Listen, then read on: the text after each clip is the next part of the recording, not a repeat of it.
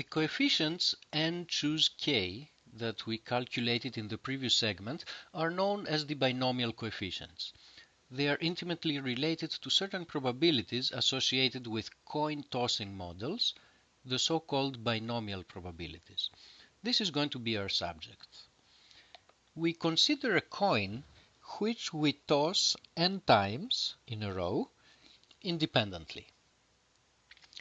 For each one of the tosses of this coin, we assume that there is a certain probability p that the result is heads, which of course implies that the probability of obtaining tails in any particular toss is going to be 1 minus p.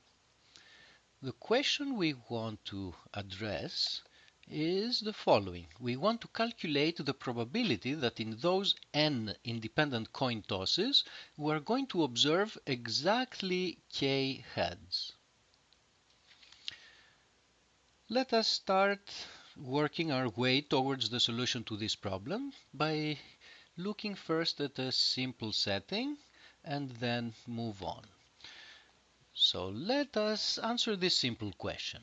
What is the probability that we observe this particular sequence?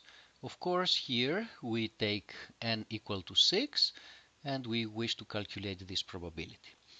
Now, because we have assumed that the coin tosses are independent, we can multiply probabilities. So the probability of this sequence is equal to the probability that the first toss is heads times the probability that the second toss is tails, which is 1 minus p, times the probability that the third toss is tails, which is 1 minus p, times the probability of heads, times the probability of heads, times the probability of heads, and by collecting terms, this is p to the fourth times 1 minus p to the second power. More generally, if I give you a particular sequence of heads and tails, as in this example, and I ask you what is the probability that this particular sequence is observed, then by generalizing from this answer or from the derivation of this answer, you see that you're going to get p to the power number of heads. And the reason is that each time that there is a head showing up in this sequence, there is a corresponding factor of p in this numerical answer. And then there are factors associated with tails.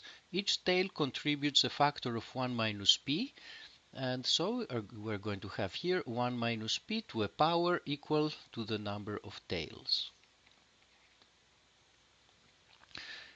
Now, if I ask you about the probability of a particular sequence, and that particular sequence happens to have exactly k heads, what is the probability of that sequence? Well, we already calculated what it is. It's the previous answer, except that we use the symbol k instead of just writing out explicitly number of heads. And the number of tails is the number of tosses minus how many tosses resulted in heads. Now we're ready to consider the actual problem that we want to solve, which is to calculate the probability of k heads. The event of obtaining k heads can happen in many different ways. Any particular k head sequence makes that event to occur. Any particular k head sequence has a probability equal to this expression. The overall probability of k heads is going to be the probability of any particular k head sequence times the number of k head sequences that we have.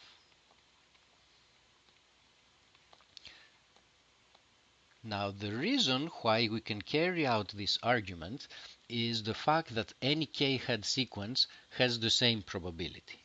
Otherwise, we wouldn't be able to write down an answer which is just the product of two terms. But because every k-head sequence has the same probability, to find the overall probability, we take the probability of each one of them and multiply it with the number of how many of these we have. So to make further progress now, we need to calculate the number of possible k-head sequences. How many are there? Well, specifying a k-head sequence is the same as the following. You think of having n time slots. These time slots correspond to the different tosses of your coin. And to specify a k-head sequence, you need to tell me which ones of these slots happen to contain a head. You need to tell me k of those slots. So, in other words, what you're doing is you're specifying a subset of the set of these n slots, a subset that has k elements. You need to choose k of the slots out of the n and tell me that those k slots have heads. That's the way of specifying a particular k-head sequence. So, what's the number of k-head sequences? Well, it's the same as the number of ways that you can choose k slots out of the n slots, which is our binomial coefficient, and choose k. Therefore, the answer to our problem is this expression here times n choose k, which is shown up here. At this point, we can pause and consider a simple question to check your understanding of the binomial probabilities.